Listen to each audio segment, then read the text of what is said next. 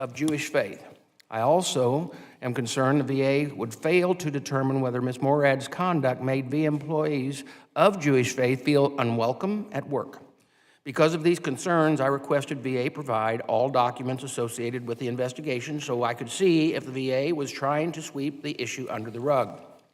After over 4 months, numerous requests and negotiations, VA finally agreed to provide the investigative documents in camera. Unfortunately, contents affirm my concerns.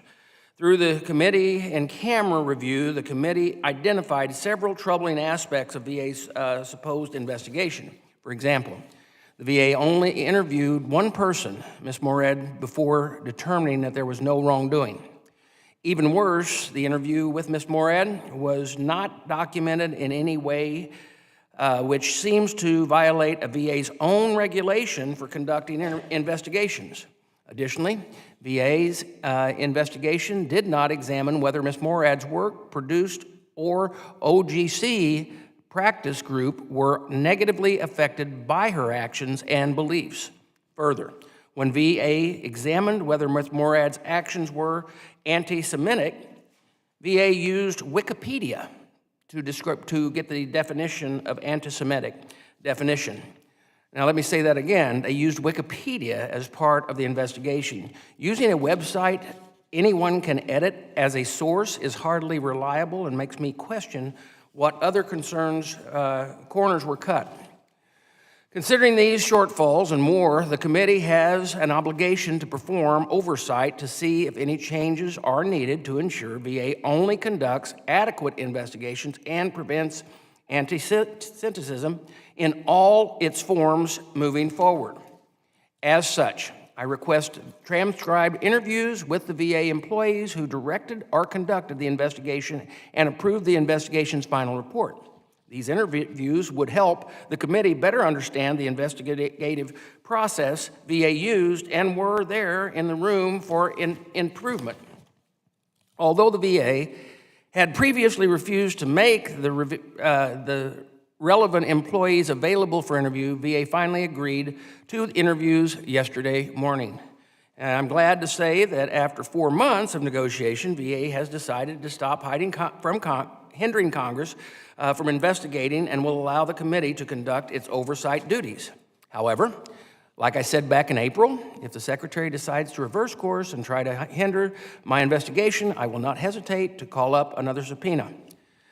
Anti-Semitism has and continues to be on the rise around the country, and we have a sacred obligation, I believe, to combat it no matter what.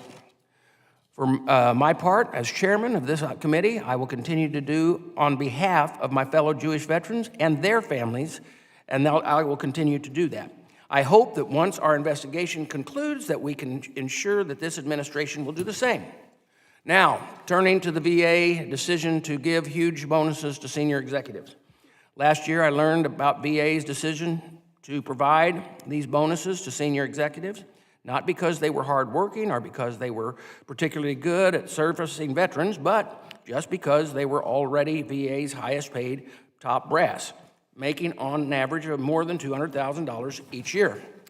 Earlier this month, VA Office of the Inspector General published a report that made clear this was no mistake, but a long calculated plan. The report shows that Secretary McDonnell purposefully delegated his authority to award critical skill incentive bonuses to several of his trusted deputies, all of which are political appointees. After being delegated authority, his most senior leaders, including Dr. Eldenhall and Mr. Jacobs, started to make plans to give every one of their senior executive a bonus. Now, I appreciate that everyone loves to give hard workers and who earn an earned bonus, but 90% of VA employees weren't given a penny.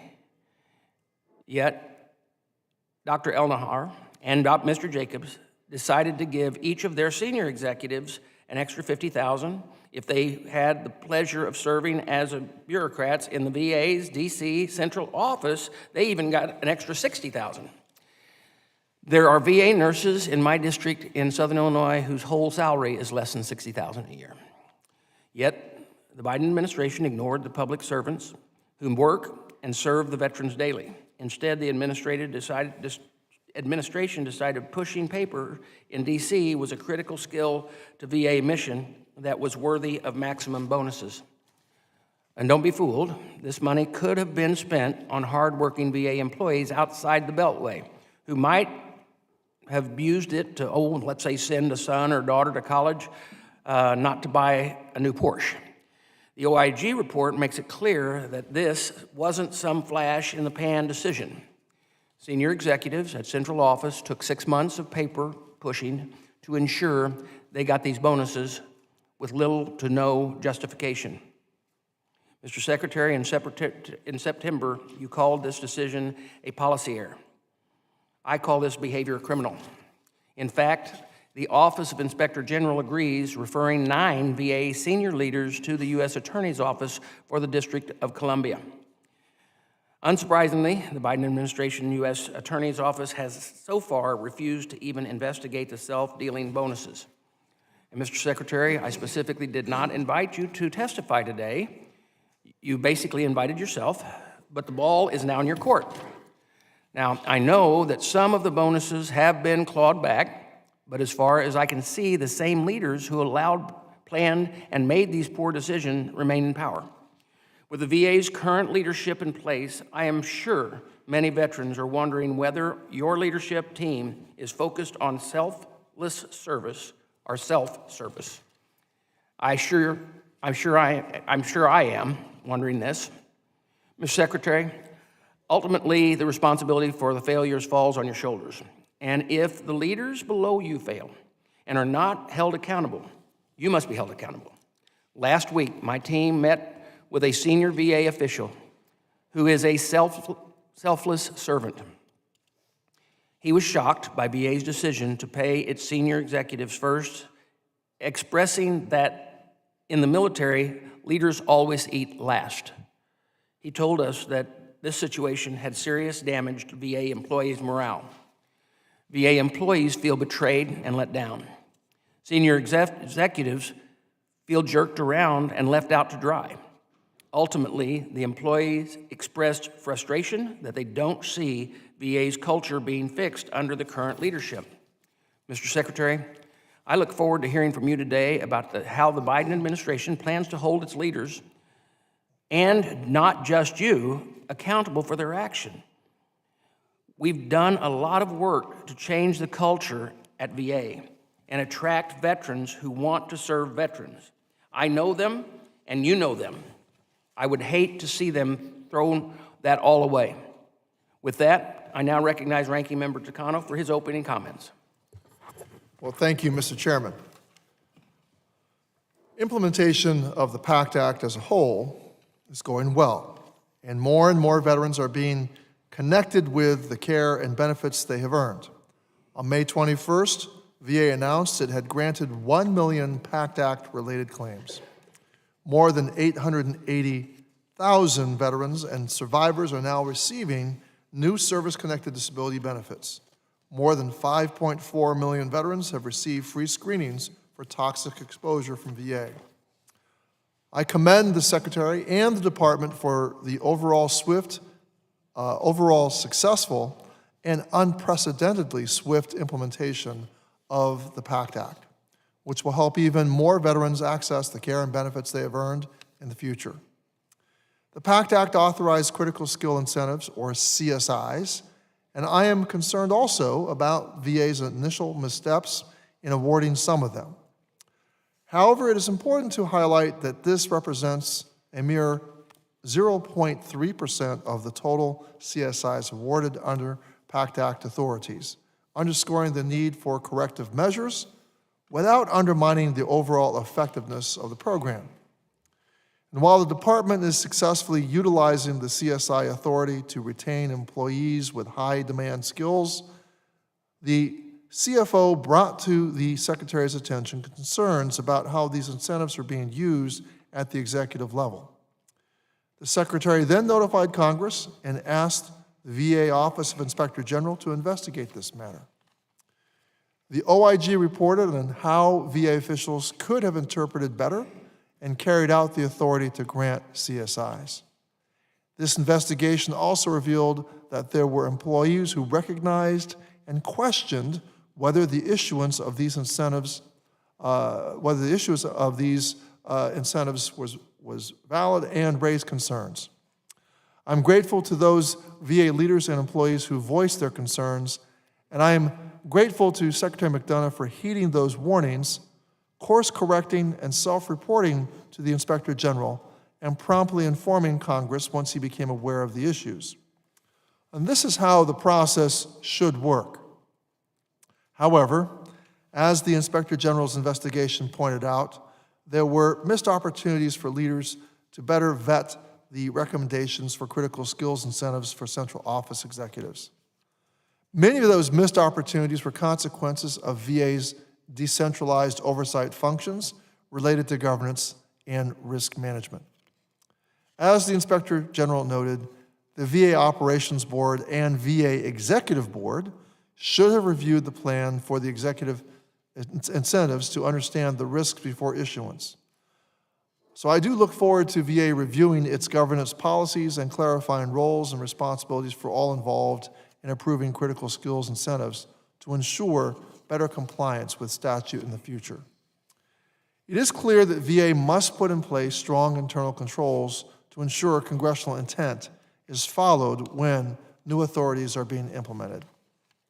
And one of the deficiencies that the Inspector General's investigation found was that the VA Office of General Counsel was not consulted early or adequately enough during the process to identify potential issues with how VHA and VBA planned to award CSIs to central office senior executives. When the Office of General Counsel was engaged, VA and VBA leaders did not ask questions that would have necessarily raised flags for the attorneys responding to those inquiries. The General Counsel's advice and guidance should be central to legislative implementation. Attorneys should be weighing in early and often as VA develops plans to carry out congressional mandates. This investigation has made it abundantly clear that VA needs a Senate-confirmed General Counsel. The nomination of Anjali Chaturvedi has been held up in the Senate for nearly 2 years. It is long past time for VA to have steady leadership in that role to advise the department and develop processes and policies to ensure compliance with the law. Now, I want to underscore why we authorize these critical skills incentives in the first place and why I will advocate for similar retention bonuses in the future. We simply must ensure that VA has the robust workforce it needs to care for our veterans. We also must ensure VA can be competitive in the healthcare talent marketplace so that they can both attract and keep employees. Institutional knowledge is invaluable and irreplaceable, and VA needs flexibility to compete with local markets and meet ever-changing needs across different clinical and high-demand positions. In the vast majority of instances when critical skills incentives have been used, they have been successful in retaining VA employees. As I noted, the incentives at issue here represent less than 0.5% of the total awards made through the Pact Act. The 99.7% of the incentives that are not at issue today support occupations that face significant staffing shortages, as well as individuals who possess high-demand skills. Now, these are not only for clinicians, but for high-demand and hard-to-fill occupations like housekeepers, police, and human resource professionals. And with the increase of new health care enrollments and new benefit claims following the Pact Act, it is vital VA has the staff it needs to support veterans already using VA and those newly entering the system. The Pact Act is not the first time Congress granted VA authorities to keep critical employees. The Mission Act, the Choice Act, Isaacson Roe, and the VA Choice and Quality Employment Act all included staff retention tools. These authorities have been used successfully for years to bolster VA workforce, the VA workforce. And while the missteps VA made here are disappointing, I have faith that VA can and will use the critical skills incentives authorized in the Pact Act as Congress intends, as they have done for years with the many other authorities we have granted. So I look forward to hearing from Secretary McDonough about how VA is aggressively implementing the Inspector General's recommendations, and I hope to hear how the Secretary will ensure Congress, VA employees, and veterans have confidence in how the agency is remedying concerns arising from this investigation. Thank you, Mr. Chairman, and I yield back. Thank you, Ranking Member, and I thank you for your opening statement. And I want to first off by apologizing to everyone. Votes have been called, but this would be probably the best place to allow us to go and make those votes. So we will stand in recess. I do apologize to both panels and the witnesses that are here today. We will vote. So everyone knows we have 2 votes.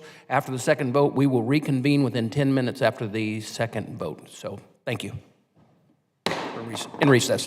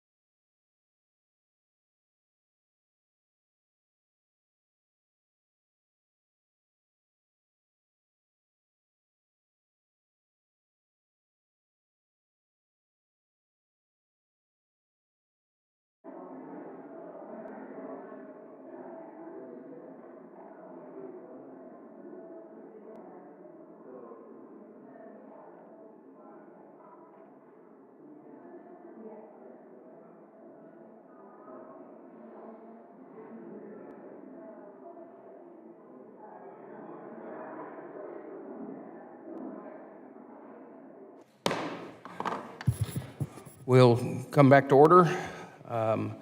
At this time, our first panel, we have the Honorable Michael J. Missel, Inspector General of the U.S. Department of Veterans Affairs. Mr. Missel, can you come forward? And before you sit down, we'll do the process of swearing you in. How about that? Do you solemnly swear the testimony you're about to provide is the truth, the whole truth, and nothing but the truth? Thank you, and let the record reflect the witness has answered in the affirmative. Mr. Missel, you are recognized for your 5-minute opening statement. Thank you. Chairman Bost, Ranking Member Takano, and committee members. On May 9th, the OIG published a report on VA's improper award of $10.8 million in critical skill incentives to senior executives in the VA Central Office, or VACO. The awards were granted to VHA and VBA senior executives at the maximum percentage allowed under the Pact Act, 25% of basic pay. Awards range from nearly $39,000 to over $100,000, with 7 that exceeded $100,000. The Pact Act authorized VA to award CSIs to those staff who possessed a high-demand skill or skill that is at shortage. Unlike the vast majority of CSIs awarded to non-executive staff in shortage occupations, such as housekeepers and police, the CSIs for VACO senior executives were based on possessing high-demand skills. The only justification provided by VHA to support the CSI awards to their 148 senior executives was a short, identical paragraph on a single form. This justification cited a much more competitive job market, resulting in a high demand of skills possessed by their experienced executive leadership team. There wasn't much more to it. VBA provided a bit more analysis on its form, and in a supporting memo, compared its senior executives to private sector CEOs. The National Cemetery Administration declined to award CSIs to its senior executive because, as one leader stated, they did not believe that they had a justifiable reason to do so. Our work found lapses in governance, judgment, due diligence, communications, and accountability at multiple levels of VA. We made 2 findings. First, that the award of CSIs to nearly all VACO senior executives in VHA and VBA was inconsistent with the Pact Act and VA policy based on the following. VHA and VBA improperly grouped all VACO senior executives together, contrary to VA's own policy to narrowly define a group for incentive pay. The 148 VHA senior executives held 26 different occupational series, and the 34 VBA executives held 6. Next, the amounts awarded were determined without considering what was needed for retention. And further, VHA provided no market factors in support of its CSIs. VBA's justification was based on flawed assumptions without analysis. The second OIG finding was that VA's internal controls were ineffective to prevent the improper awards. A series of failures and missed opportunities included, first, VHA did not provide the Secretary with its plan to pay CSIs to virtually all of its VACO senior executives. VHA had prepared a list of potential recipients and costs weeks before the Secretary asked for this information. VBA had provided the Secretary with the proposed costs of its award, but did not identify that it was awarding CSIs to virtually all its VACO senior executives. Second, the Office of Human Resources and Administration had to review the awards before issuance. Yet despite concerns raised by their own staff about the sufficiency of the justifications, HR&A leaders gave undue deference to VHA and VBA leaders and signed off on the awards without elevating or resolving staff concerns.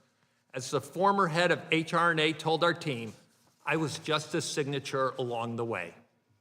Third, the Office of General Counsel's review missed opportunities to identify legal issues apparent before the CSI awards were made. And fourth, because existing VA governance groups were not engaged, the Office of Management and other key stakeholders were not included in the process for reviewing the proposed incentives. Secretary McDonough took prompt action to cancel the payments to VACO senior executives when he learned of them and asked the OIG to investigate the CSI award process. VA concurred with the OIG report's 8 recommendations. The OIG will monitor VA's progress on implementing all corrective action plans and efforts to prevent such failings in future incentive pay processes. Mr. Chairman and members of the committee, I'm happy to answer any questions that you may have. We'd like to open up for questions. This time I'd recognize myself for 5 minutes.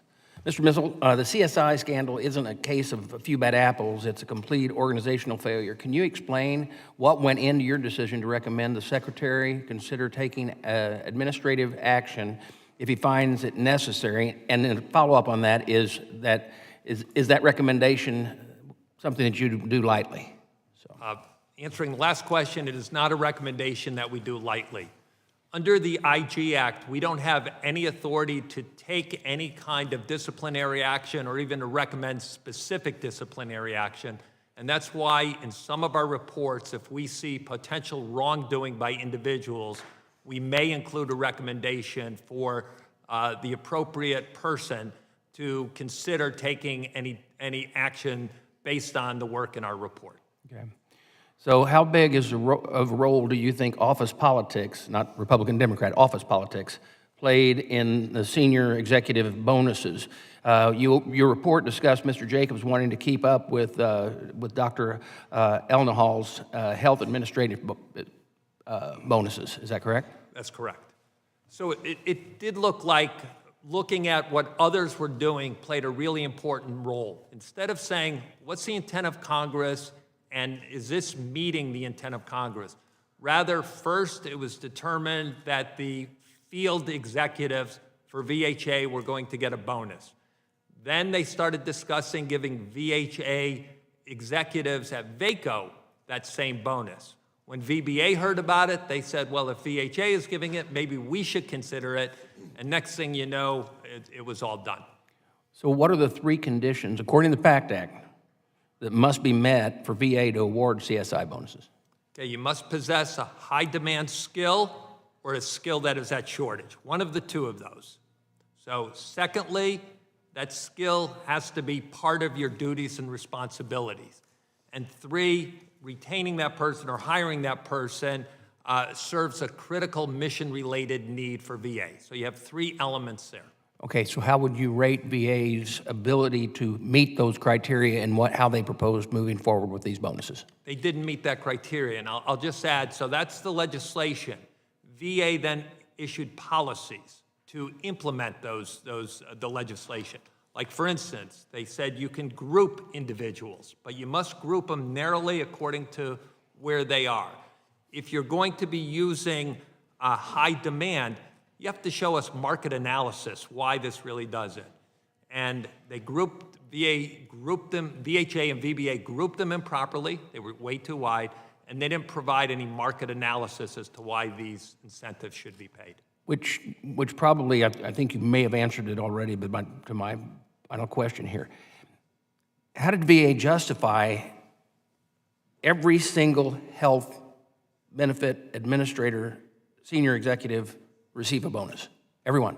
They gave the same explanation for each and every one. So they had one explanation for all the VBA executives, one explanation for all the VHA. So that's taking all those people who have different roles and responsibilities, grouping them all together and say, we think they should because of this reason, same thing on the other for another reason. Neither one of the explanations for why was adequate. And as far as communication between both VA and VHA, there is actual email communications kind of putting this, that they're basically talking together to decide how to do this. Is that correct? That's correct. Okay.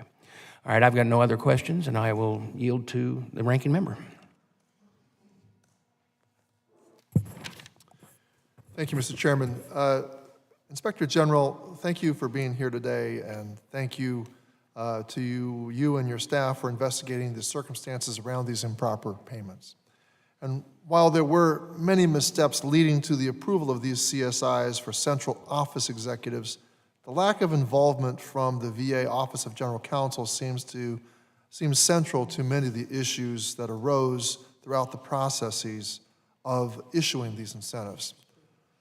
What steps should VA take to require leaders to engage with the Office of Inspector Counsel, to require leaders to engage with the Office of General Counsel in the beginning of the process to interpret and implement important legislation such as the Pact Act?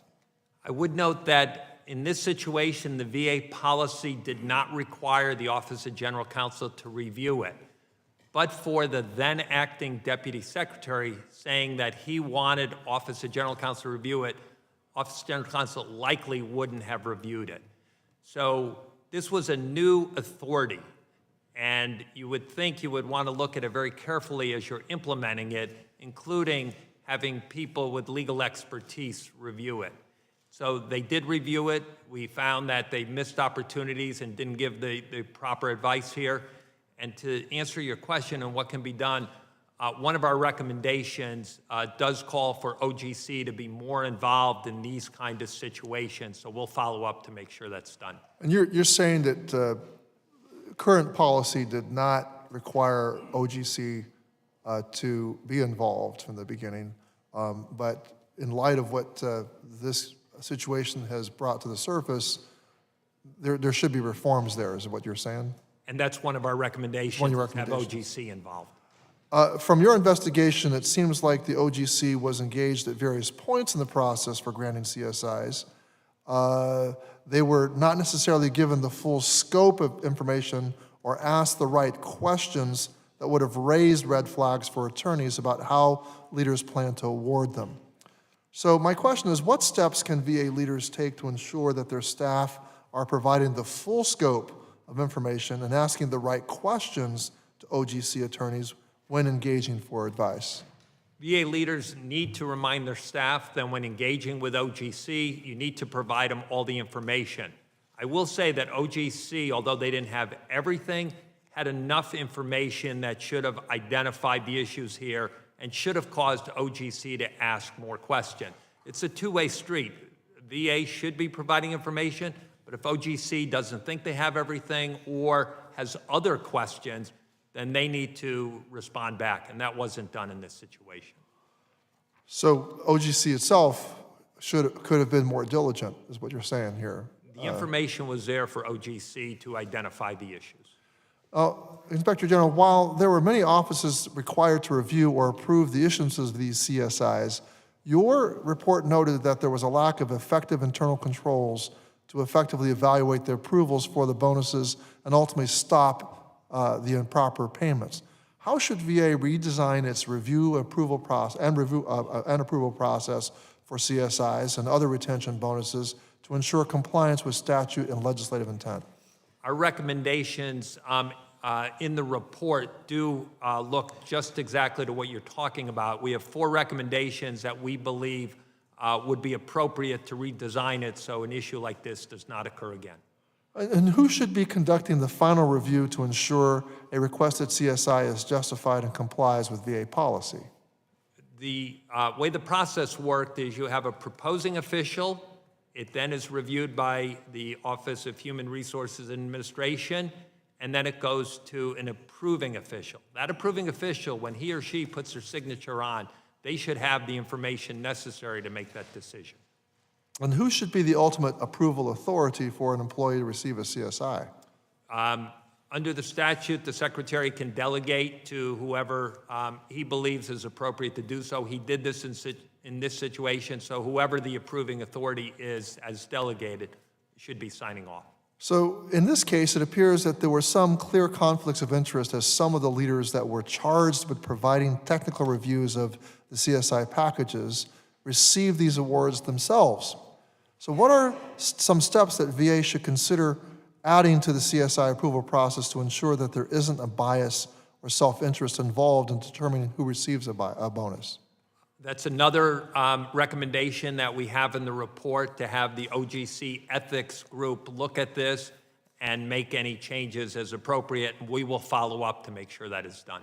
Well, thank you for your testimony. I yield back, Mr. Chairman. Thank you, Ranking Member. Mr. Rosendahl. Thank you very much, Mr. Chair. And thank you very much for holding this hearing. Inspector General Missel, thank you for testifying today and for the work done by your agency that you lead. The OIG does important work to serve veterans and the public by conducting meaningful, independent oversight of the Department of Veterans Affairs.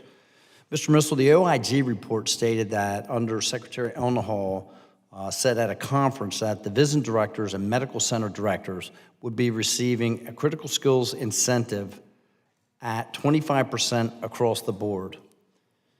This contrasted with a signed memorandum that previous day outlining the two-tiered approach, 25% for CSIs and for VISN directors and 20% for CSIs for medical center directors, and not a flat 25% at all. Then VHA Human Resources staff changed the memorandum to reflect the CSI of 25% across the board. Can you please elaborate on this further? Did the Undersecretary misspeak at the conference, result in a 5% increase for the medical center directors, or was the initial signed memorandum incorrect?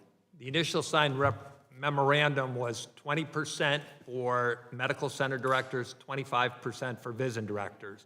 He told us in testimony that he didn't recall that and that he just announced the 25% for everybody.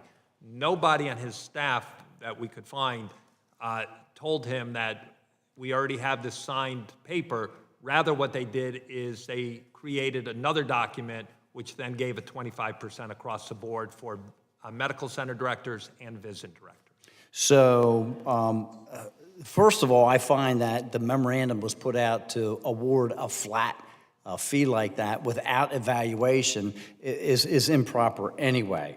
Isn't there supposed to be an evaluation on each person receiving a critical skill incentive to include, and I'm reading from the language, the employee possess a high demand skill or skill that is in a shortage. Such skill is directly related to the duties and responsibilities of the employee's position, and employment of an individual with such a skill in such a position services a critical mission-related need of the department. That's correct. What VA policy did is they added to that to say in certain situations it may be appropriate to group employees. But the policy went further to say they must be narrowly grouped to make sure they have the same job series and same position. So all housekeepers, et cetera. In this situation, the executives, both at VBA and VHA, had very different job series. And so therefore, it was not appropriate to group them all together, to get to your point. Sure, and so my other question is that this would be, these bonuses, these critical skills incentives are supposed to be for retention and to make sure that we keep the finest quality employees here, and yet when I look at the records, it shows that VBA executives have a 2.4% turnover rate, and 60% of VBA SESs have worked at the VA for over 15 years. So we're not losing employees. Is that correct? That's what we found, and we found there was no analysis as to whether or not it was necessary for these incentives for individuals or why they decided on 25% for each and every one. So do you know who explicitly approved the updated memorandum in regards to what was referenced in the conference? Dr. Elnahal signed it, signed Okay. that memorandum. How much did this change in just that 5%? Do you know how much that change cost the I taxpayers? think that was an extra $1 million. I may be a little off, but I believe it was $1 million. Okay. The report outlined examples of employees working behind the scenes pushing for bonuses that were the same employees who received a bonus. Ranking Member Takano already referenced the same thing, and could you give us just some basic information about what recommendations you're making to make sure that this situation doesn't arise again? Yes, one of our recommendations is to make sure that the Office of General Counsel has rules within their ethics group to make sure anybody who has a role in a policy that could benefit them financially is not involved, and that they have specifics on how to do that. So that's one of our recommendations, and we'll follow up to make sure it's done. Very good. Thank you very much, Mr. Chairman. I would yield back. Thank you. Representative Brownlee. Thank you, Mr. Chairman. To me, I'm trying to get to at the very, very, very beginning of this and how it sort of all happened. So I'm just wondering, could the legislation have been written differently so that the interpretation of the legislation would have been more clear? It's possible. The legislation gives a lot of authority and discretion to VA to determine things, like what is a critical skill, what is high demand. And VA did issue policies to try to interpret some of that. Like, for instance, for high demand, they said we need market analysis. And that wasn't done in this situation. So the legislation does give VA a lot of discretion. So I don't want to oversimplify this, but it just seems to me that the criteria was pretty clear in terms of who should or who shouldn't, receive a bonus. And yet, somehow, the powers to be who were making these decisions seem to be pretty unclear about that criteria. So it seems as though what your investigation comes up with is that there was really, and correct me if I'm wrong, but there was really no malintent here or abuse of the process. It was just, between the layers of decision making, there was, the oversight wasn't there or the communication wasn't there somehow, some way. Is that still your conclusion? It just seems to me that if I was the decision maker and I was giving bonuses just across the board to everyone, understanding that these are taxpayer dollars, I would think, maybe I should be, I should fine tune this a little bit, that this is not going to have a good look. But that didn't seem to be the case. We didn't see that at the decision maker level. They wanted to get the 25% bonus, then they tried to justify it. There were controls in place. The Human Resources Office had to review them. They did review it. Staff within Human Resources had real concerns, identified the problems here, elevated it to then head of the office, who then essentially ignored the concerns and just moved forward. So the controls that were in place just didn't work here. There were large failures there. So the general counsel, one of your recommendations is that, they play a larger oversight role in this process. So it makes me wonder, around other issues and other things that are happening in the VA and where the general counsel should play a role. Is this consistent with in other areas where it's unclear what the role of the general counsel is? We have seen that on occasion, and that's why one of our recommendations is to make sure the right lawyer looks at it. In this situation, you had more junior lawyers reviewing it who just missed the issues. Our recommendation is to make sure, for things that have reputational financial risk, to make sure you have a senior lawyer looking at this to make sure things are done properly. So the idea of the secretary having the ability to delegate these responsibilities, I understand that came directly from the legislation. Is that a good idea? I think to have it as broadly used as it is, I think it would be really difficult for one person to sign off on everybody. You need somebody who's closer to the recipient to understand if they deserve this kind of award.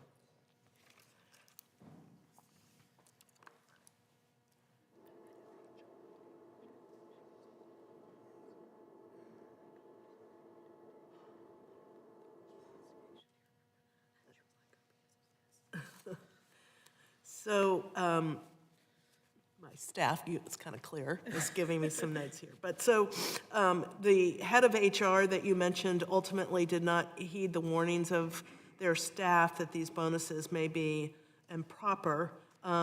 So who was that? It was former Assistant Secretary Gina Grosso, as well as her then deputy, Jeffrey Mayo. And is she still employed with the department? She is not. She is not. And did she resign or? I don't know the specific circumstances why she's no longer there. But she's no longer there after this became public information I believe she left at the end of last year. at the end of last year. Thank you. I yield back. Van Ort, Representative Van Ort. Thank you, Mr. Chairman. Thank you for coming today. I really appreciate it. I just want to run a couple things by you real quick here. What did Secretary Hall say to you specifically about how this took place? Did he get an email with the list of folks?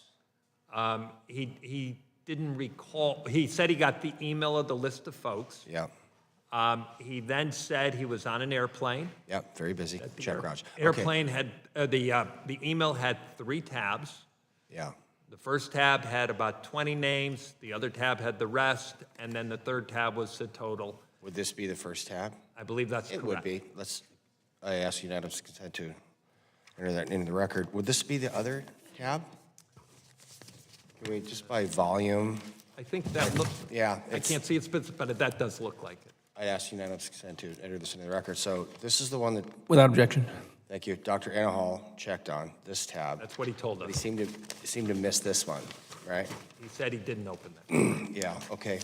What's the average retirement salary of a E7 that has served their country in training in peacetime and combat over 20 years?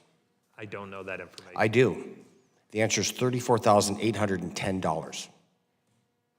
So an E7 that has served their country for over 20 years will receive a pension of $34,810. If I look at tab 1 here, every single one of these bonuses exceeds that by at least $13,000. And if I look at this tab here, this one, and I go all the way down, right? Every single one of these bonuses exceeds an E7 who served their country in combat's retirement. The lowest one you got here is $38,584. That E7's retirement, male, female, doesn't matter who they are, $34,810. Okay. Could you agree that something is wrong here? Our report found lots of things that were wrong. Okay. So what I'm going to do, I just want to make sure that this is cleared up, because I spoke to Secretary Hall last night and today. I spoke to the Secretary today, and you're not really the person I want to talk to. I want to talk to the Secretary personally and publicly, and I'd like to also speak to Undersecretary Dr. Anna Hall publicly, but he's not here. So I want to commend you for your work.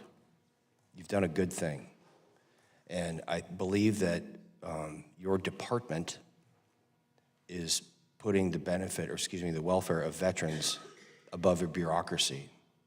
And this is ironclad proof that the Veterans Affairs bureaucracy is putting themselves above our veterans. So with that, sir, again, thank you so much for your work, and I'll be standing by to speak to the Secretary when he's here. Thank you. With that, Mr. Chairman, I yield back. Ranking member.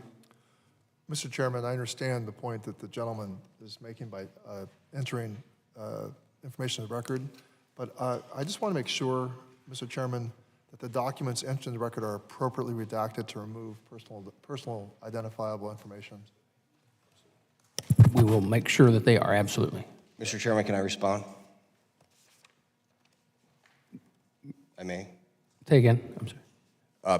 I would say to this, or this to the ranking member, part of the reason this problem keeps happening is because we keep covering up people.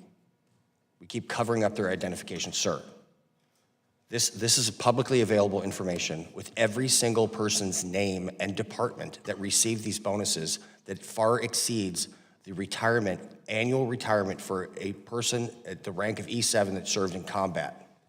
So unless this is illegal, I am asking to have this and this entered into the permanent record with these people's names.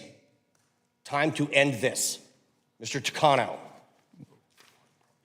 The committee will use proper, appropriate legal things that we have to cover up. Thank you, Mr. Chairman. Mr. Luttrell? No? Okay. Mr. Self?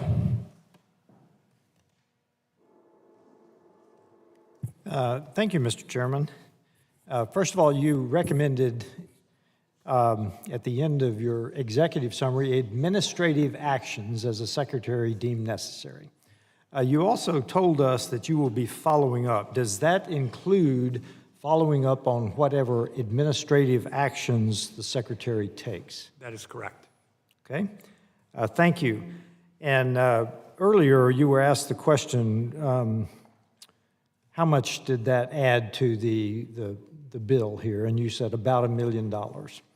I submit to you and to this committee, that is not really the issue. Dollars are the foundation of this issue, but we are discussing a leadership issue.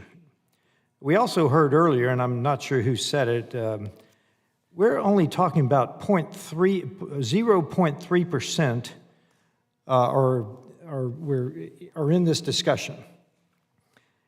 And again, I say, that's not the heart of the matter. This is a leadership issue from the beginning. Now, a question for you. We hear often that departments and agencies develop rules that are diametrically opposed to the will of Congress. Is that the case here, or was it just either ignorance or ignoring the policies? So please characterize the policies of the VA versus what happened here for us. I don't think the policies that VA established in this situation were inconsistent with the legislation. What happened here was certain people at VA did not follow those policies, and thus the CSIs were awarded improperly. Thank you, and I suspected that would be your answer, so everybody listen to what he said. This is not VA policy. This is VA leadership. There have been mentions of recouping, and I understand that there was a whole campaign to fight the recouping of these improper payments. And I know that you say that it's not your job to follow the recouping, you don't know how it's going, but do you see evidence that there is recouping going on in the VA?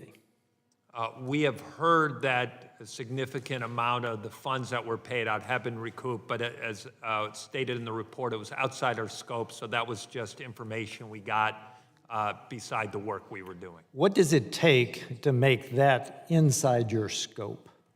We can make a decision that we can follow up with it to ensure it's done.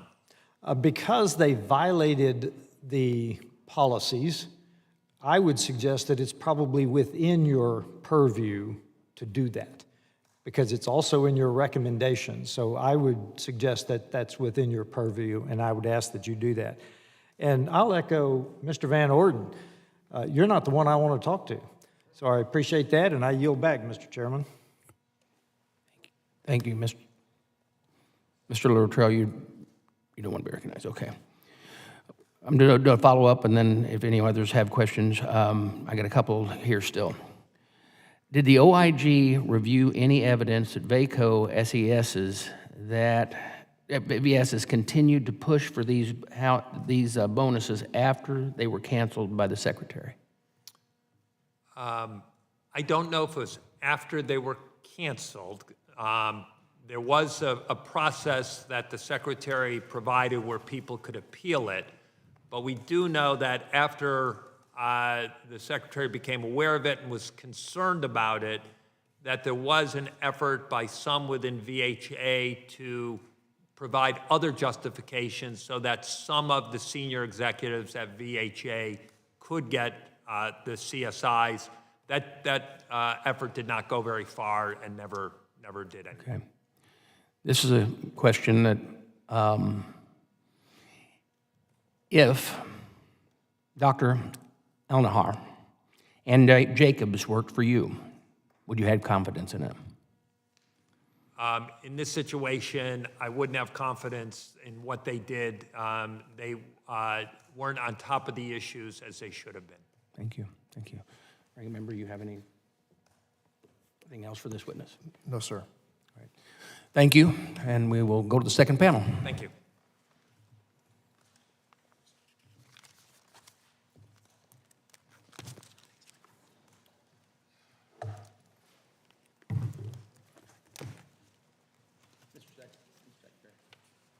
Stay standing. The witnesses now, for our second panel, we have the Honorable Dennis R. McDonough, Secretary of the U.S. Department of Veterans Affairs. Mr. Secretary, if you would, can you please raise your right hand? Do you solemnly swear the testimony you're about to provide is the truth, the whole truth, and nothing but the truth? I do. Thank you, and let the record reflect the witnesses answered in the affirmative. Mr. Secretary, you're recognized for your opening statement. Mr. Chairman, thanks so much for the opportunity to appear today. I think we submitted a statement last night. I'm happy to go straight to questions. Wonderful. We will go right to questions. I'll recognize myself for 5 minutes. So, Mr. Secretary, in your press conference last week, you said despite the fact that Dr. Ulnahal and Mr. Jacobs still have your confidence, but at our January hearing that examined the VA's HR sexual harassment scandal, you testified you lost confidence in former Assistant Secretary Grasso and asked her to resign. What's the difference? What I said at the time in the testimony here in this room in February was that among the issues I was concerned about, the performance of our Assistant Secretary included the CSI's issue. I've also said, and I've said this publicly, and I've said as much to the Inspector General, that even though I recognize that this was a series of massive mistakes, in fact, it was me who called you to tell you about it. It was me who asked the Inspector General to investigate it, and it was me who stopped and recouped now at this date about 92% of those payments. I continue to have confidence in our undersecretaries because of their strong performance and the performance of their team on the implementation of the many authorities that we have, and because of the forthright way we've handled this scandal, naming it, owning it, learning from it, including appearing before you today. Okay, that's going to lead to my second question. I think you answered part of it, but you asked Ms. Grasso to resign last year shortly after you became aware of the scandal. It seems that she's the only one person being held accountable for this. The investigation looks like it was a calculated effort, and so should no one else be held accountable? Yeah, look, I think it's a fair question, so I thank you for it. As I said, I had a range of concerns about the Assistant Secretary's performance. Second, this issue, pursuant to the recommendations that you've just heard of from the Inspector General, is continuing to be reviewed by the Office of Accountability and Whistleblower Protection and by the ethics team at OGC. Third, we have this entire process is an effort for us to get better at how we manage what we consider a sacred obligation to our veterans and the fiduciary responsibilities we have to the taxpayer. This hearing, the IG inspection, the entire effort is part of that accountability. Third and last, ultimately, these issues happened on my watch, and as I testified to you in March, I should be held to account for them. So I think it was Representative Brownlee asked about the legislation. Maybe it wasn't clear. So with the VA's abuse of the CSI authority in record time, mind you, would you support congressional legislative control over VA from here on out when handing out CSIs, and that we should draft the language that is very, very, very, very clear so that this does not happen in the future? Look, I recognize that as part of the oversight effort, and this is why among the first calls I made, as I understood this, was to you, Mr. Chairman. I said to you when I took this job that I had hoped we'd not make mistakes, but I anticipated that we might, and that you would learn about those from me. And I think overwhelmingly I've been true to that with you. If you all think that it's appropriate to take a hard look at how we administer these, we'd like to work with you on that. That said, we are engaged in a very important effort, as outlined in the recommendations from the Inspector General, to look closely at all of the CSIs. I hope that we could have an opportunity to talk to you about that. So before I finish up here with my questioning, and I do appreciate you calling as soon as you did, but the committee is also waiting on some other responses. Like, I've got 8 outstanding letters at this time. These are important topics, including the Atlanta situation with the police leadership down there and a sexual harassment charge. Definitely. Second Amendment rights, some of those things, and so I'm needing to get those in. I hear you. Okay. Yeah, look, you've got my commitment on that. I think we've responded to a lot of letters. Yeah, you have. But I get it, and we endeavor every day to be better. We'll continue to do the same. We may have another round, but ranking member, be recognized for questioning. Mr. Chairman, thank you. Mr. Secretary, I was glad to see that you issued a new directive in September that requires your approval for senior executive CSIs. Correct. Now, how will this process create better accountability for future CSI awards across the VA enterprise? Well, in that instance, basically, any senior executive CSI has to come to me, but as is outlined in the testimony that the Inspector General just made, we are also, at his recommendation, looking at the policies in place to ensure the use of CSIs in the future advances the core goal of the law in the first instance. So making sure that there's appropriate justifications for who qualifies, ensuring that there's appropriate justifications for the market forces that we are up against, ensuring that the Office of General Counsel is at the table involved in those decisions. Those are 3 examples of particular changes that we're building on. We also have a body of other CSIs, including field CSIs, that will inform that policy making. And so each of these efforts are designed to ensure that we hold ourselves to account to you, to the Inspector General, his important report, and to the rest of the VA workforce, who is impacted, obviously, by how this was handled, and ultimately, most importantly, to veterans. Thank you. So this new process will require a delicate balance. I just want to know how you're designing this process so that there's enough oversight to ensure that you're awarding these incentives to the employees who really deserve them, while also streamlining approvals so that the incentive is issued in a timely manner to prevent the employee from seeking a job elsewhere. So, I mean, you can see that tension there. Do you think you achieved that?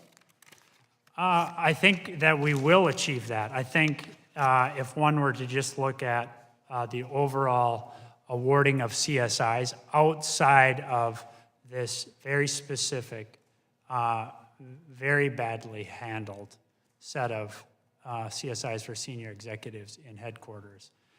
Through April 30th of this year, we've awarded 41,289 CSIs. That's for a total spend of about $340 million of incentive. The average award is about $8,319. Overwhelmingly, that was provided to housekeepers, to food service workers, to police, and to HR specialists. Consequently, retention rates are the highest they've been in years. Quit rates at the lowest they've been in years. So we have demonstrated our ability to find that balance. However, we have to make sure that we learn the lesson on this so that we invest those taxpayer resources carefully and that we advance the interests of the veteran, because at the end of the day, that's what this is about, is having the personnel on board to carry out high quality care and timely access to benefits for our veterans. Well, thank you. And I just may add that the human resources specialists, in my view, that's a super critical area. They've been the linchpin of whether or not we're able to onboard people in a timely manner or we lose them. So, I mean, that's a real critical, and so I'm glad to hear that this has been useful in retaining those employees. Do you feel that your agency, do you feel as though your agency not having a Senate-confirmed general counsel contributed to the misinterpretation of Congress's legislative intent? In candor, I don't. I think that I hope that we are creating a atmosphere in VA where when somebody sees something that doesn't make sense, that they speak up. I think that happened in the case in September 13th when I received a call from the Financial Service Center through our chief financial officer. I was home with COVID that day, and they blew the whistle because they saw these large payments going out of the Financial Service Center. That was speaking truth to power. That was calling out a challenge. That was an important internal check, one we rely on a regular basis. And I hope that I do a better job of creating an atmosphere where everybody can speak their mind. In this case, I think Mike spelled out in his the Inspector General spelled out in his very important report the fact that lawyers did get notified and could have spoken up. And at the end of the day, there's blame to go around here, but the blame rests with me. I should have put this into the governance structure that I've built, that I've insisted on since I got in VA. And ultimately, that's why I feel it's important to be here with you today. Well, thank you. Thank you for that answer. I yield back, sir. Mr. Rosendale. Thank you very much, Mr. Chair. Secretary McDonald, thank you so much for being here today. I have to tell you that out of all the committees that I serve on, and all the people that come before us, I give you credit. You always come in here and take the licks when we're asking the difficult questions. Even whether we agree or not, you are always here.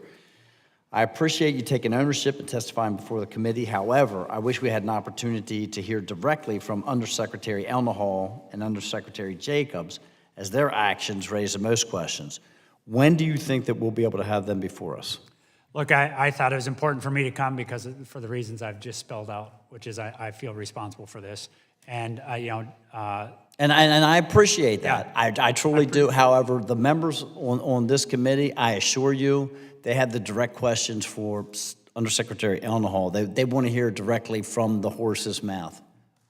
Obviously, being in charge of the Veterans Administration, then you ultimately have to direct everything. Right. But they are the ones that took the actions and directed what took place, and that's why we really need to have them in here. I think our entire agency, we've tried to be available to the committee. We've tried to be responsive to and transparent with the committee. I get it that we have some back and forth where we fight about that, but I think the founders had that in mind when they created this Articles 1 and Articles 2 of the Constitution. So I have every expectation that they'll continue to come up here before this committee. So, and I've noticed that you never withhold on your questions. So, but I thought it was very important for me to be here to. Again, we just want to make sure that the people who took those actions are here to answer the questions. So as soon as soon as you can urge them to be before us, it would be greatly appreciated. We'll continue to be transparent with this committee and engage with this committee, absolutely. Okay, the OIG report states that you didn't learn about the central office's executives had received the CSIs until alerted by VA CFO on September 13th, 2023, despite specific requests regarding the planned use of incentives in the months before they were awarded. This is the second time that there's been a major incident that you were unaware of. But to your credit, both times you did start trying to put some actions in place to address it. I understand there's approximately 400,000 employees at the VA, and you can't know everything. However, Has there been any consideration in changing some of the internal processes to ensure that you're made aware of these things earlier to prevent issues like this from even happening? Look, I think this is why we changed delegation in September. The chairman pointed that out several minutes ago. This is why we are reviewing the entire process on these, and this is why I'm trying to create, I want to create and this is why I think it's important for me to be here today, to demonstrate to our workforce that I own this, and I want to be in a position where I'm hearing directly from them, because I'm here accountable to you. So my understanding is that you canceled the CSIs to 182 VHA and VBA, VACO SESs, but did not cancel the CSIs to the 197 field executives. Correct. So why did you not cancel the CSIs for the 197 field executives, and why did we not, at a minimal, not reevaluate them utilizing the former procedure that was put in place? Thank you for the question, Mr. Rosendale. We're obviously reviewing this. This is one of the recommendations that the Inspector General has put to us. By the same token, we have begun to review and had begun to review those field CSIs. So had And they been frankly- notified that the 197 that we have not rescinded those bonuses? Had they been notified that those bonuses and the procedure that was utilized to award them is being reviewed? Remember that these were two different procedures, okay?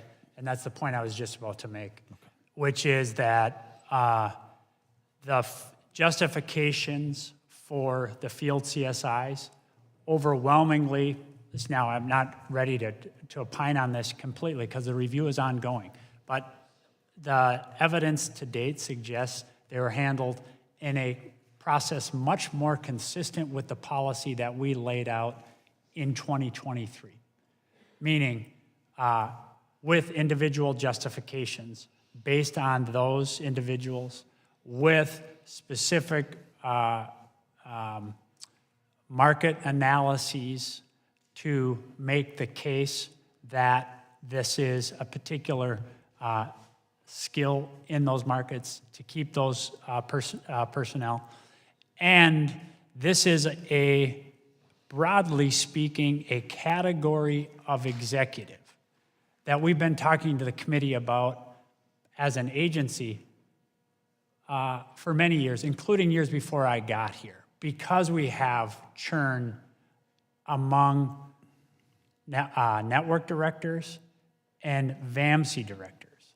And so I think I have believed and continue to believe that those investments are important to keep that critical leadership cadre. In fact, we've also invested in additional executives, not through incentives, but by creating additional executives in the field so that there are deputy network directors, so that the network director in 19, for example, Sunena, was able to be elevated with a firm succession plan after our earlier network director, Mr. Gallucci, retired. Our ability to have... My time has expired, Mr. Secretary, and I'm going to yield back before I get myself in the trouble with the chairman. Sorry. Representative Brownlee. Thank you, Mr. Chairman. Good to see you, Mr. Secretary. Ma'am. So the Inspector General report says that VA concurred with both findings and all recommendations and has provided acceptable action plans and completion timelines. Yes. So what are the timelines? Well, the timeline's in the report. I think he asked by the end of September. Is that? I can ask the Inspector General, but we've had much of this work underway, so we anticipate we'll be rolling back with answers to the Inspector General's recommendations.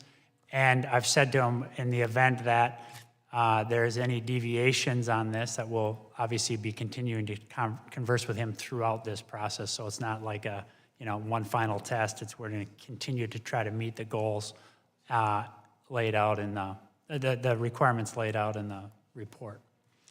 So you mentioned that 92% of the bonuses have been returned to the VA. What about the 8%? What's going on there? Yeah, I might just walk down this if you don't mind. Now, we have a slightly different number here because the Inspector General included for his analysis those CSIs that had been awarded, but that I stopped before the award was paid out. So if you hear different numbers, you'll understand why. Right now, the finance agency, DFAS, which we use to pay our salaries, has collected $9.1 million of the $9.9 in CSI debts. Those are debts that have been, those are $9.9 million in payments to those 175 executives, okay? We've recouped we've recouped $9.1 million. 7 executives requested restructured biweekly repayment plans, and of those, 3 executives are being actively collected against, and 4 are on hold pending a hearing, because the employees have rights there. 3 executives did not request a debt hold or restructured repayment plan and have the automatic 15% disposable, net disposable income being deducted biweekly. And 17 executives had collection on hold pending their hearing. There was 12 requests for a hearing. And 5 had requests for waivers. Those hearings and those waiver decisions have recently been completed, so those additional 17 individuals will begin the recoupment process. So that gives you how we get to the full amount of the payments that were, the incentive payments that were made. So there were no outright refusals to return bonuses? No, there was a request for hearings, and we published the process by which we had those hearings, and there's requests for waivers. Those waivers were reviewed, those hearings were conducted, and as I said, we have 92% of the outlaying dollars returned, and we're working through the final 8%. So once, everything has sort of been corrected, are you planning on going back and to evaluate those management folk and give them a bonus based on what the criteria truly was? I would imagine you sort of have a morale problem based on some of this. I don't know how widespread that might be, but... Yeah, well, I mean, I thought it was, I noted in a letter that we got from Mr. Self, and I heard Chairman Boss' opening statement that they had the benefit of hearing from one of our employees. I think that's good that our employees feel that they have an outlet. I spend a lot of time with our teams. I don't want to characterize it one way or the other. I want to underscore one more time that I think our workforce is the best workforce in the federal government. I think they're doing really important work. I think absent our headquarters SES, we would right now be paying out about 1 presumptively service-connected disability associated with the Pact Act. In fact, we're paying out many more than 30. Without our SES in headquarters, we would not be providing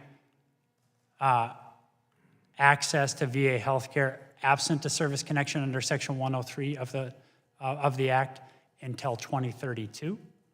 We've been doing it for 6 months. So I think that is a good team. I think they're doing good work. There are, included in there are leaders who continue to see patients, including psychologists, for example. I'm proud of their work. If we were to go back to look at CSIs, we'd do it in the light of the day, with the full visibility of any new policies, informed by our conversations with this committee and its important oversight responsibilities. Well, I agree with you that, there are a lot of good people in the VA that are doing a great job. I guess, I'm asking the question there was a purpose in this policy of which I thought was a good purpose. Okay. Certainly I've experienced that turnover with LA Medical Center, my own CBOC within my district, and so I understand the consequences of those turnovers. So I think it's a good policy. Yes. So all I'm asking is, wouldn't you want to go back and evaluate to honor those people that we want to keep on board who are doing a good job, and they should not be victims of bad decision making? Definitely, but what I've said, I think I think the Inspector General referred to town halls that I had with the workforce last September and October, and I continue to have these conversations in the field with the workforce. What I've said to people is it's hard for me to read the statute and conclude that there's no executives in headquarters that could qualify for a CSI. And consistent with that, we will look at that if there are places we need a CSI. Similarly, there is no way to read the statute to conclude that every senior executive in headquarters Yeah, absolutely. need a deserved one. absolutely. So again, if we go back to look at it, it will be very specific, individual and skill driven, and it will be pursuant to the new policies that we're putting in place as a result of the Inspector General's report and all of our learnings since last summer. I yield back. Representative Van Orton. Thank you, Mr. Chairman. I just want to frame this thing in a way that people can understand. The relationship between you, the VA, veterans, this committee, the American people, and me. You are President Obama's former chief of staff, correct? Yes, correct. I was the first Republican challenger in the nation that Donald Trump endorsed in 2022. Can't really get farther apart than that. Secretary Anna Hall has called me personally multiple times when there's been issues with the VA, particularly with the Toma VA, because that's in my district. Everything from laboratory equipment not being calibrated properly to a personal issue with one of my constituents who unfortunately died due to something that happened with the VA. You have personally called me when there's been issues with housing stipends for veterans, multiple other issues. You've called me personally. But I'm going to say something now publicly that's been private for a long period of time so that people truly understand who you are. My daughter died this summer. Several members of Congress, Aaron Bean, Mike Collins, Kevin McCarthy, and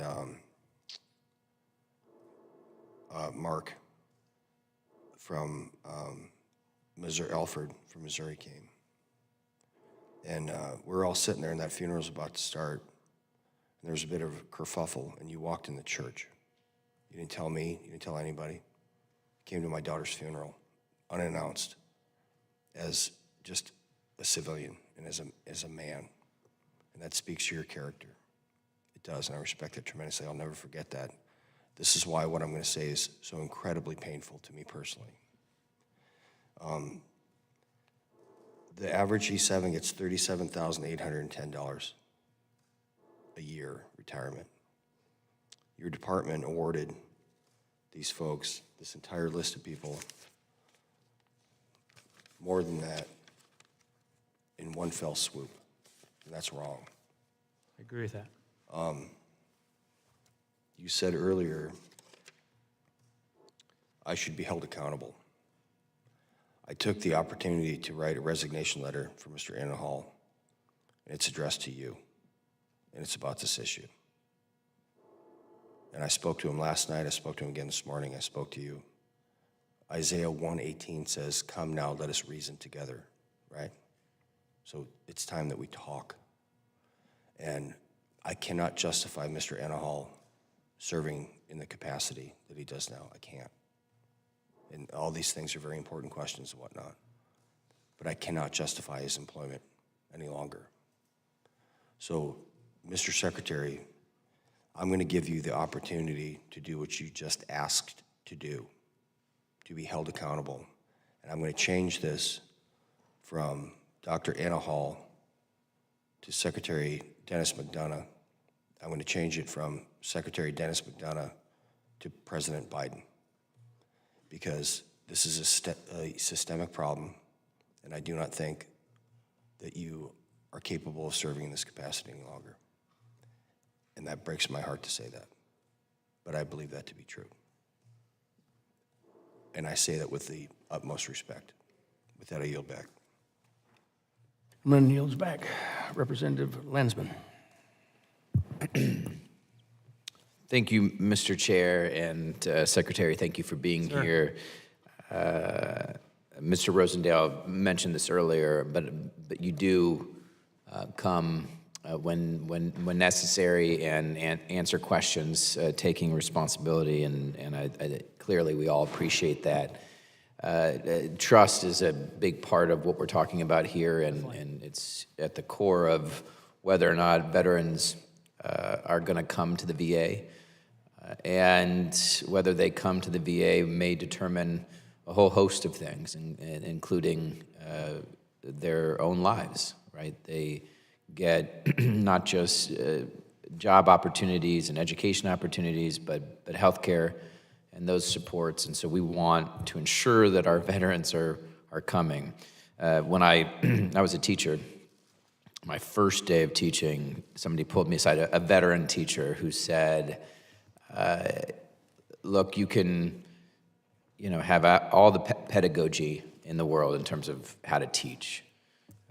But if the students don't trust you, they're not going to learn anything. And she likened it to a teacher who has a fire hose, and the students all have raincoats on. And that's the job, is to get them to take the raincoats off so that they can, understand, learn. And it was a really profound story, and I was glad she did it on the first day, because from that day and that day forward, I focused on building those relationships. And so clearly, this gets at trust, and obviously there are folks who are going to have to be held accountable. And to your point, it starts with you. So the Inspector General has laid out these recommendations. Can you talk us through the timeline and what we should expect? And as a committee member who's really interested in ensuring that we sort of get on the other side of this, having built more trust, what that would look like from our standpoint. Yeah, look, I think it's really important, and I appreciate the question. I just want to give you 3 facts, and then I'll answer the question. One, trust in VA right now is measured out any number of vectors, is the highest it's been since we began measuring trust in VA. 2, we have each of the last 3 years had filed and resolved historically large numbers of claims, because veterans are choosing to file claims with us.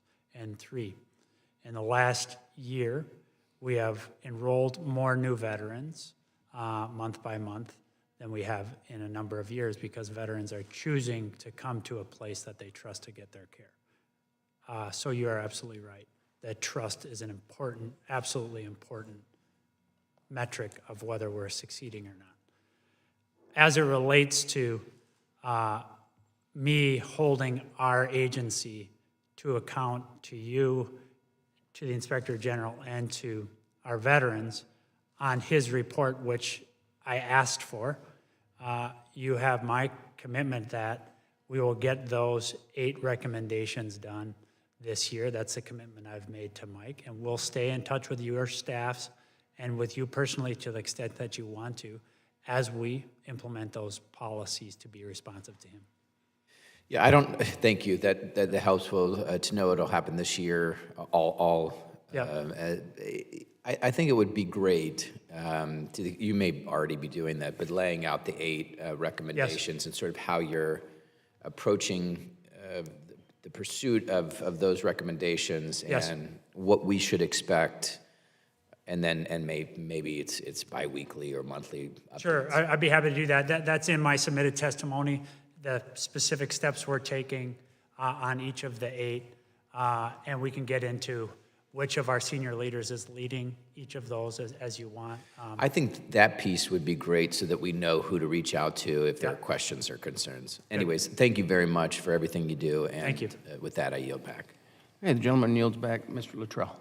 Thank you, Mr. Chairman. Mr. Secretary, good to see you today, sir. To Mr. Lansman's point, I'm just curious, to the undersecretaries, I'm sure they have to appreciate, I mean, you're the one, and again, the rest of the committee members have said this, I mean, you saddle up. I mean, every single time there's been a bloodshot to the VA, you're showing up and you're taking it right on the chin, and I commend that. That's the absolute definition of a leader. You're not walking away from this. I'm curious, does it feel like that if you're going down inside the organization, because of the breadth and scale of this issue that we're talking about today, have they come to you and said, hey, look, we really jacked up, we're sorry? Yes. Or has there been any kind of... Absolutely.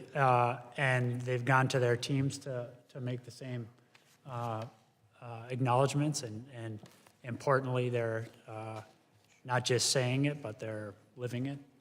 And I admire their candor on that.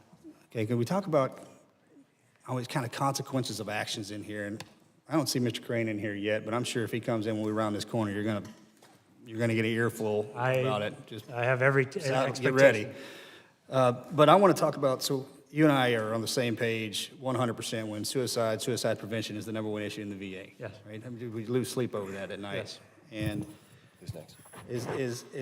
as much as I've been reading on this issue that we're talking about right now, here, I want to try to put this in perspective. I'm sure you have it, sir, but so in the mental health and suicide prevention in the office, in the department in VA, so the director of continuous care and general health makes around $300,000 a year, all right? And the CSI was $76,000-ish that was paid out. Now, here's my problem. So what was the suicide rate at last year for veterans? We had more than 6,500 suicides, so I don't remember the rate. The numbers are continuously going up. They're not decreasing. They had been going down, I think. They went down in last year. 20, Yeah. but they jumped back up. Right. We had this conversation. Correct. So Correct. the system itself is failing. I don't have a problem saying it. The system itself is absolutely failing our veterans. And I don't walk away from the challenges of emotional distress and cognitive instabilities. I don't. It's a very hard pulse to catch. Yeah. But the executive director for suicide prevention received almost $50,000 in CSI. The deputy director for field support and analytics, which has been in office since 2016, got $48,000. And then the deputy director received almost $50,000. Now, I'm pretty sure you probably yanked all this back, but my point is we just rewarded these people for failure. So, look, Now, I'm sure, and you're gonna try to explain this to me, that's... I get it, and I guess I want to say the following, which is all the CSIs that went to senior executives have been taken back. Okay, thank you. 2, though the people in these jobs are people, not every one of them, and that was my point earlier, which is that you cannot read the statute and say that this was an acceptable use of that statute. However, there are people with very critically important skills to veterans. A senior psychologist who's dedicated his life to taking care of these guys. I'm tracking that And so- 100%, Mr. Secretary, right, but I'm going to argue with you all day long. If the numbers continue to go up over the decade after decade, that particular individual is not doing a good enough job for our veterans. And giving them bonus money for that is a slap in the proverbial face of all the veterans walking around outside and the families that are left behind, period. Yeah, except each of that, I'm not gonna try to defend that we're succeeding here, but I am gonna tell you that we have a team that is working this extraordinarily hard. And they could walk away from this and go as a psychologist, psychiatrist, be remunerated at 3x somewhere else. And they're choosing because of their love of this mission And because of their love for those veterans and their survivors, they're investing that skill here. Now, does that mean I'm comfortable that we're succeeding? I am not comfortable with that. But we won't succeed without them. We're not succeeding with them. I'm telling you that those guys. And this is an end, sir. We're 15 rounds on this one. I understand. But these numbers are what I have to explain to my veterans and the families back home, plain and simple. And this is what I'm hearing. And I wish those two were sitting here in front of me and not you, sir. Because they're the ones I need to be talking to. You're up here sweeping it up. You're trying to do best with your department and make it the best department ever. Hands down, I think arguably the best secretary Mr. Biden has. I say that out in front of God and everybody, all right? But I hear you. I yield back, sir. I hear you. Mr. Chairman. The chair now recognizes Mr. Sull from Texas for 5 minutes. Thank you, Mr. Chairman. Secretary, you are a very affable fellow, very polished. But I'll quote one of our space missions. We have a problem. The last hearing you were at, that we had a conversation, you and I had a conversation about Secretary Shinseki. You called him a hero. And I asked what response you were going to have to that scandal. Here we are again. Here we are again. In everything that you say and everything that Mr. Luttrell credits to you about trying, it only takes one to ruin morale in a unit. It only takes one. We've had at least 2 major ones here, scandals. So all of the good work can be undone in a moment of time. I want to go to the executive summary of the OIG. Dr. Elnahal deceived you. Let's just be honest. You asked for additional information from both Elnahal and Jacobs about their plans to pay CSIs to senior executives. You expressed concerns about the cost of the incentives and your desire to make sure the authorities were used with care. In response, and I'm quoting now from the OIG report, Dr. Elnahal did not disclose to the secretary, that's you, the plan for VHA central office executives, the central point of this discussion, but rather provided information solely on the CSIs for field executives. He deceived you. There is no other way. You were just talking about trust. It confounds me how you can have trust after the OIG recorded that the man deceived you. I won't ask what it's probably not proper for me to ask what administrative actions you have, but you've told us that you plan to implement, that you plan to enact the recommendations by the OIG. One of them, toward the end, is any administrative actions that you deem necessary, I think was the words that they used. And you have a commitment. You just made a commitment to this committee that you're going to follow through on them. And again, I won't ask you what your administrative actions that you have planned are, but it looks to me like today you should have brought us either the resignation letter or the termination letter for Elnahal, Jacobs, and I hope I get this name pronounced right, Bongiorni, HR, because she's the one that actually instigated the payment to the central office. And lastly, I will bring up the fact that at least 3 of the assistant secretaries that got these CSIs have been the target of committee investigations. One was trying to ban the VJ Day kiss photo, received a $57,000 bonus. The whistleblower, the executive that was retaliated against the subordinate whistleblowers received $52,000 bonus. The chief of Office of Disability and Medical Assessment, who your own investigations found harassed subordinates, received a bonus of $53,000. So I'm not sure I have any questions. I just would ask you, what are the hearing decisions? And we'll leave it at this. First of all, did you bring us those letters? I did not. Okay. I think I will yield back. Thank you, Chairman. I might just say, if it's, can I respond, or? Yes, Mr. Secretary, please do so. In the case of the OMBI, we've found, and the committee also found 3 individuals to have been engaged in that misconduct. Those 3 individuals, we began proceedings to separate them from VA. They're no longer at VA.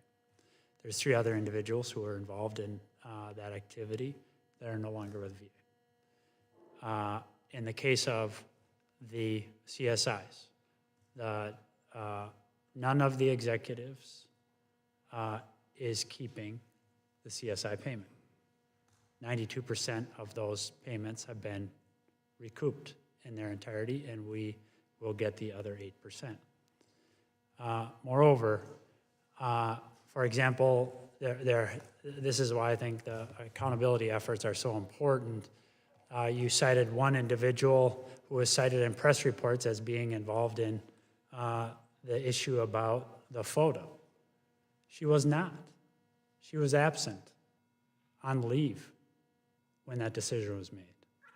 And her name was attached to that decision, which, when I learned of it, I rescinded immediately. That photo is still up at VA facilities. So it is true we make mistakes. Nobody makes more of them than me. But when I make them, I come here. I alert you to them. And I own them. And we have a very dedicated workforce at VA, in the field and in headquarters. And did we make mistakes here? We did.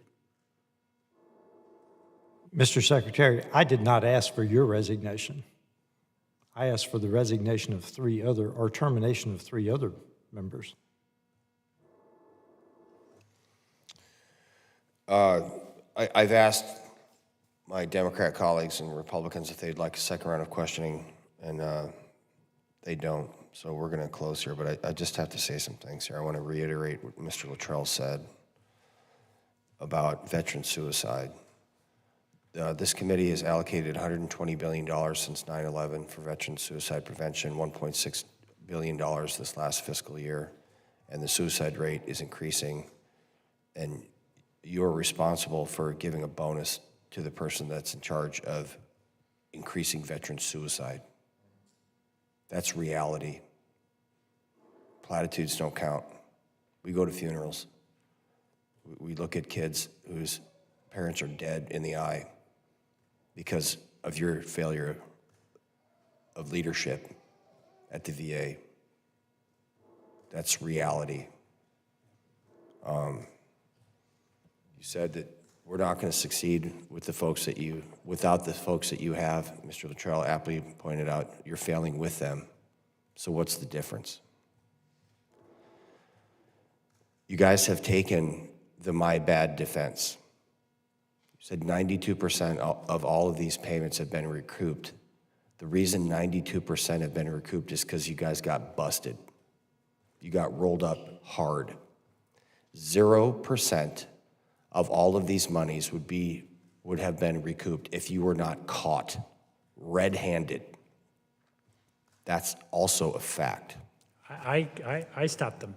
Mr. McDonough, you have a choice, and it's binary. You and Mr. Anahal can become the face of everything that everybody hates about Washington, D.C. Corruption, cocktail parties, institutions above individuals, literally paying millions of dollars to each other for failing. Or you can stand up like the man that I know you are personally. You're a man of character. So is Mr. Anahal. You can stand up now or speak to your subordinates and have them tenure their resignation, and you can turn a new leaf. You can start a new chapter in government accountability. You do come up here and you take heavies all the time. It means nothing. It means nothing because our veterans are killing themselves. Drug and alcohol addiction skyrocketing, spousal abuse skyrocketing, mental health issues skyrocketing. All under your watch, sir, and Mr. Anahal's watch. So the binary choice is this: be remembered in history as someone who has abjectly failed, or be the new start. Recreate the government and be accountable and stand up for the person that I know you are. I ask unanimous consent that all members shall have 5 legislative days in which to revise and extend their remarks and include any extraneous material. Hearing no objections, so ordered. This hearing is now adjourned.